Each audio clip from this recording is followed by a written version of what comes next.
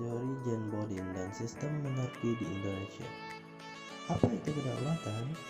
Kedaulatan merupakan hak eksklusif untuk menguasai suatu wilayah pemerintahan masyarakat atau atas diri sendiri.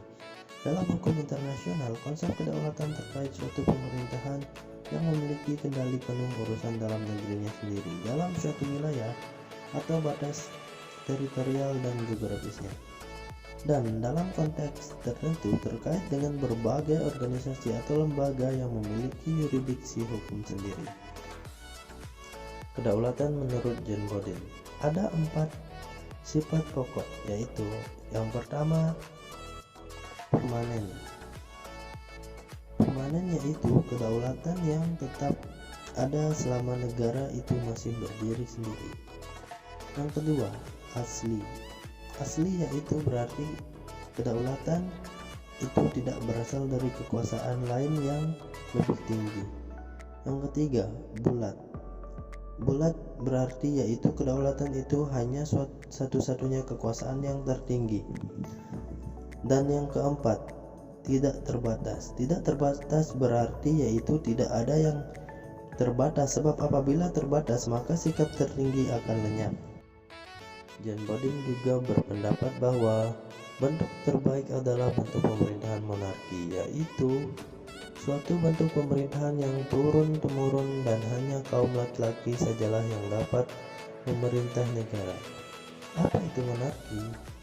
Monarki berasal dari bahasa Yunani monos yang berarti satu dan archen yang berarti pemerintahan.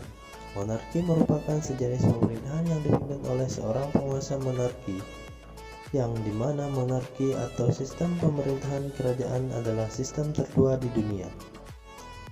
Sistem monarki di Indonesia. Negara Indonesia telah secara tegas tidak terbentuk monarki. Hal ini tergambar dalam pasal 1 ayat 1 Undang-Undang Dasar tahun 1945 yang berbunyi, negara Indonesia ialah negara kesatuan yang berbentuk republik. Berbeda dengan monarki, kekuasaan pemerintahan Indonesia dipegang oleh presiden yang dipilih secara langsung oleh rakyat dan berkuasa selama periode jabatan 5 tahun dan hanya dapat dipilih kembali untuk 1 kali masa jabatan. Negara Indonesia pun pada dasarnya tidak mengakui dan tidak terbagi ke dalam kerajaan-kerajaan. Indonesia terbagi atas daerah-daerah provinsi, dan daerah provinsi itu dibagi atas kabupaten dan kota. Tiap-tiap provinsi, kabupaten, dan kota itu mempunyai pemerintahan daerah yang diatur dengan undang-undang. Pada dasarnya, tidak ada larangan untuk mendirikan kerajaan di Indonesia. Namun, apabila kita lihat pada penjelasan saya sebelumnya, pengakuan formal atas eksistensi kerajaan dalam struktur ketatanegaraan Indonesia relatif tidak ada karena kekuasaan pemerintahan dipegang presiden dan pembagian pemerintah daerah pun terbatas pada provinsi, kabupaten, kota, dan bukan kerajaan.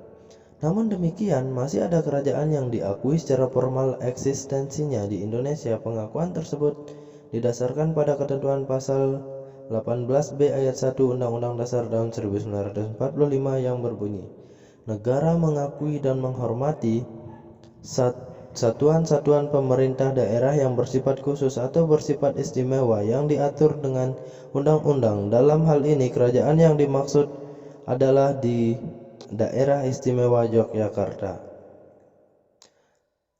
Peraturan yang mengatur keistimewaan Yogyakarta.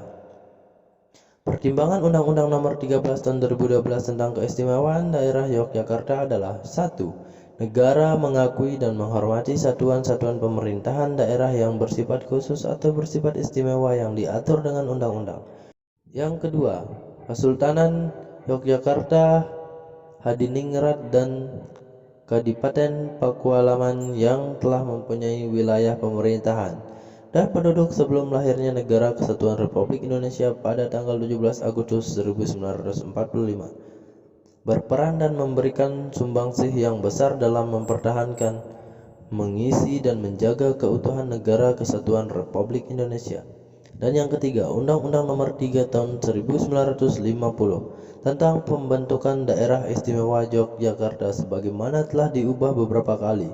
Terakhir, dengan Undang-Undang Nomor 9 Tahun 1955 tentang perubahan Undang-Undang Nomor 19 Tahun 1950 tentang pembentukan Daerah Istimewa Yogyakarta, belum mengatur secara lengkap mengenai keistimewaan Daerah Istimewa Yogyakarta. Dan yang terakhir, yang keempat, sebagaimana dimaksud dalam huruf A, huruf B, dan huruf C, perlu membentuk undang-undang tentang keistimewaan Daerah Istimewa Yogyakarta. Sistem monarki di Yogyakarta. Yogyakarta menjadi satu-satunya daerah yang memiliki sistem pemerintahan dengan sistem kerajaan atau keraton. Sebelum masa kerajaan, ada dua daerah yang mewarisi sistem kerajaan, yakni Kesultanan yang merupakan warisan kebudayaan bagi masyarakat Jogja, sehingga keterlibatan Jogja yang bersistem kerajaan menimbulkan beberapa masalah. Masyarakat Yogyakarta tidak ingin meninggalkan budaya dan tradisi mereka. Mengetahui sikap rakyat Jogja, kemudian Sultan Hamengkubuwono mengeluarkan dekret kerajaan yang bernama Amanat 5 September 1945. Kelima amanat tersebut menyatakan bahwa negeri Yogyakarta Hadiningrat yang bersifat kerajaan adalah daerah istimewa dari negara Republik Indonesia, bahwa Kam sebagai kepala daerah pemegang segala kekuasaan dalam negeri Yogyakarta Hadiningrat, dan oleh karena itu segala berhubungan dengan keadaan pada dewasa ini, segala urusan pemerintahan dalam negeri. Lalu, bagaimana jika teori John Bodin dengan sistem monarki di Indonesia kita komportirkan? Seperti yang kita ketahui, ada beberapa teori kedaulatan menurut John Bodin. Namun menurut saya, yang memiliki kesamaan dengan sistem monarki di Indonesia yang sekarang adalah bulat, yang artinya kedaulatan itu hanya satu-satunya kedaulatan yang tertinggi. Mengapa bisa begitu? Karena dalam Amanat 5 September 1945 dikatakan bahwa kami sebagai kepala daerah memegang kekuasaan dalam negeri. Jadi maksudnya adalah Sultan telah menegaskan bahwa dia memiliki kekuasaan tertinggi dan tidak terbagi-bagi dalam mengurus daerah Yogyakarta. Terima kasih telah menonton video saya, semoga bermanfaat untuk kita semua. Sekian, wassalamualaikum warahmatullahi wabarakatuh.